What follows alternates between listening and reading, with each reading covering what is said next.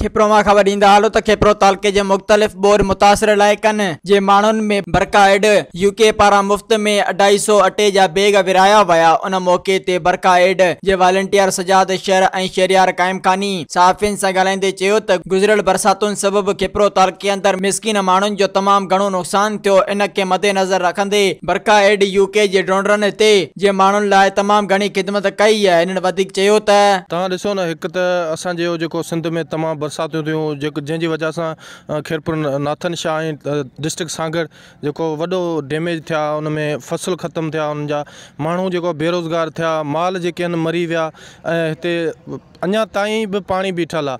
सो बरखाइड तरफ़ां हरपल जेको आहे सो हिन ॿोॾि मुतासिरनि में जेके रोड ते वेठल हुआ उन में कपिड़ा डिस्ट्रीब्यूट कया विया ऐं उन्हनि में जेको आहे सो गरम कंबल उन में डिस्ट्रीब्यूट कया विया। अॼु बि असां हिननि जे लाइ जेको तालुके खिपरे में जेको आहे असां 250 बैग आहिनि जेके कटा जेके अटे जा।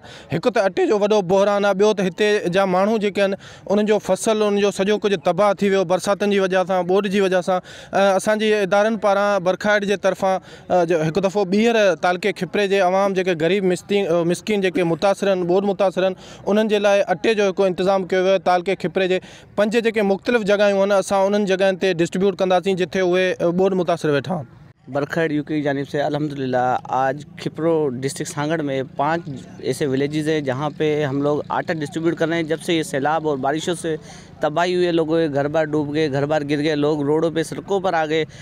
जैसा कि बरखाइड ने अल्हम्दुलिल्लाह यहाँ पर बहुत सी मेडिकल कैंप्स लगाई है। टोटल सिंध में पूरे एरिए में हम लोगों ने यहाँ कपड़े डिस्ट्रीब्यूट किए, कंबल डिस्ट्रीब्यूट किए, हमने मच्छरदानियाँ दी हैं, इनको हमने पका हुआ खाना दिया है। तो हमारी बरखाइड से यही गुजारिश है कि बरखाइड के डोनर से यही गुजारिश है कि आप ज़्यादा से ज़्यादा बरखाइड को सपोर्ट करें ताकि गरीब और मुस्तहिक लोगों की हेल्प कर सकें। जज़ाकल्लाह।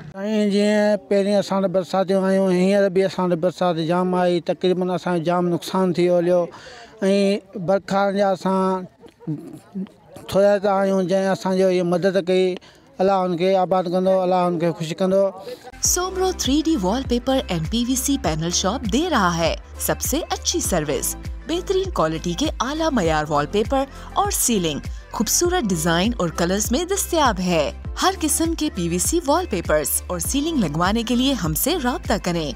हैदराबाद, कासिमाबाद, लतीफाबाद, जामशोरो, मीरपुर खास और सिंध के मुख्तलिफ शहरों में सर्विस मौजूद है। Soomro 3D wallpaper and PVC panel. राब्ता नंबर रंजन अली सोमरो 0333 370 2516।